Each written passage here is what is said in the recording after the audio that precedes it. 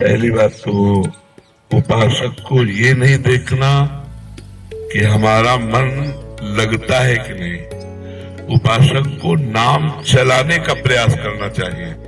पहला प्रयास नाम चलाना है। दूसरा, हमारा जो मन नाम जप के समय बहुत भूत भविष्य की बातें सोचता है, व्यर्थ की बातें सोचता है, पाप की बातें सोचता है, उनका कोई भी प्रभाव मन पर नहीं पड़ेगा। वो सब डिलीट हो जाएंगे क्योंकि नाम चल रहा है। और बहुत जन्मों के संस्कार हमारे नाम में भरे पड़े हैं। जैसे जैसे हम नाम जप करते हो अपने संस्कार भागवतिक डालता है मन पे और मन के जागतिक संस्कारों को बाहर करता है। और उपासक उस प्रक्रिया को समझ नहीं पाता और वो विचलित होकर सोचता है कि जब मैं नाम जप करता हूँ तो मन नाम में न लग करके संसार में जाता है। तो पहली बात तो आप निश्चिंत रहिए, आपका नाम जप करने से ही काम बन जाएगा। मन भले संसार में जाए, मन भले इधर उधर का चिंतन करे, उसे कोई फर्क नहीं पड़ता। जैसे अग्नि में दाहिका शक्ति है तो आप भाव से छुओ या अनजान को या कोई जान के जैसे भी छुओगे उसमें दाहिका शक्ति अपना काम तुरंत करेगी, आपको जला देगी, स्पर्श करते ही जला देगी।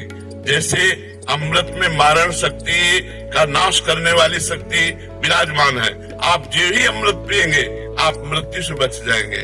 जैसे विष, उसमें मारण शक्ति विराजमान है, आप जो ही पिएंगे आप मर जाएंगे क्योंकि उसका प्रभाव है। ऐसे नाम में आनंद शक्ति, तारण शक्ति, पाप क्षय शक्ति, दुखों का विनाश शक्ति, ये सब विराजमान है।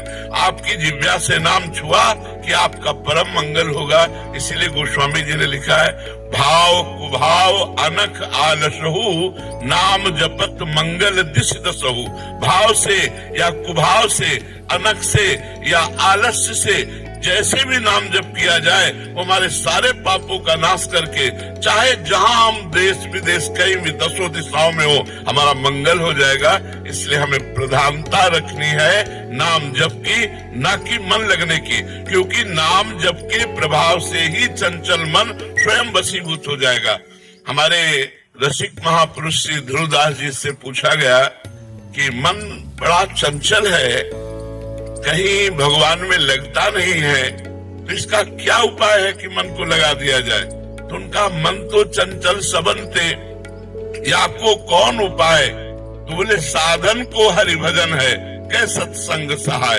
यदि महापुरुषों का सत्संग मिले और भगवान नाम जप करने को मिले तो हमारा मन आज नहीं तो कल निश्चित लग जाएगा।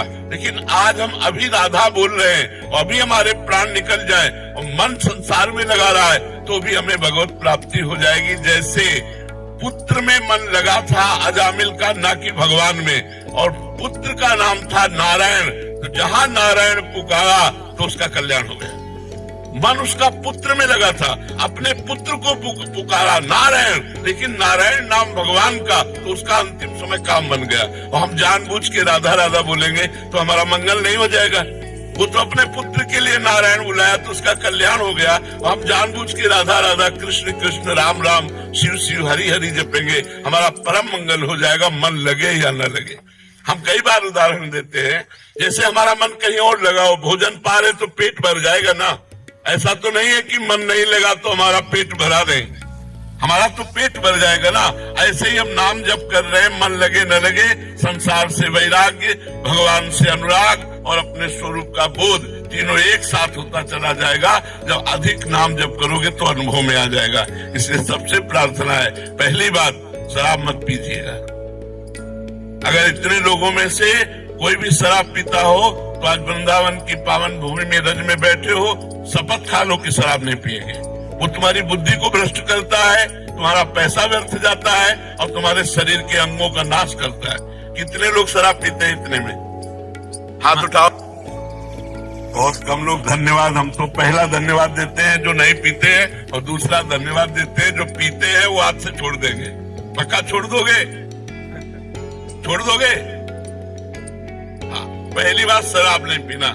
दूसरी बात, राजकीय, राष्ट्रीय और व्यापारिक, इन उद्देश्यों में जो देश विदेश जाते आते हैं या जो हमारे देश के संरक्षक हैं, उनको मांस भी परोसा जाता है। कोशिश कीजिए, हम ना की कसम नहीं खा रहे, कोशिश कीजिए कि आपका आहार मांस शून्य हो। जैसे हमारे राष्ट्र सैनिक हैं, इनको सुविधा होती है, खा सकते हैं और चाहे तो ना भी खा सकते हैं। तो हम जोर नहीं देते, लेकिन प्रार्थना करते हैं कि बिना मांस के भी शरीर में बल आ जाएगा यदि आप संयम से रहेंगे और पवित्र भोजन पाएंगे। किसी जीव का मांस ना खाइए, क्योंकि ये पाप आपके शरीर को अभी नहीं तो आगे चलकर, और इस जन्म में नहीं तो अगले जन्म में बहुत दुख भोगना पड़ेगा जो दूसरे शरीरों का मांस खाते हैं। अगर राष्ट्रीय सेवा में है तो भगवान जैसे निर्वाह करे वैसे निर्वाह करो। अगर बच सकते हो तो मांस खाने से बचो।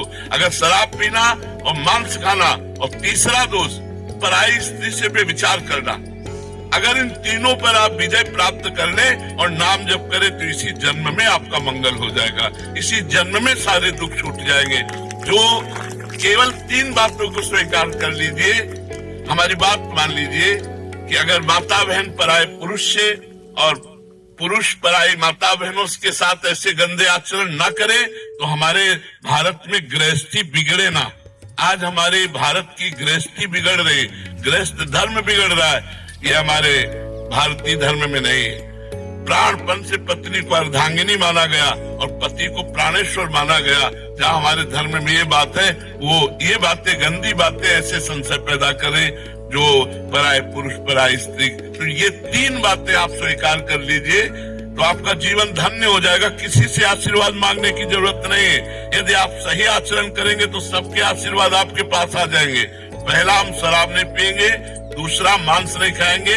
तीसरा, पराई स्त्री से संभोग नहीं करेंगे। और कोशिश करेंगे कि अधिक से अधिक नाम जप करें। हमारी प्रार्थना, अगर हमारी ये बात मान लोगे तो आपका निश्चित परिवर्तन हो जाएगा।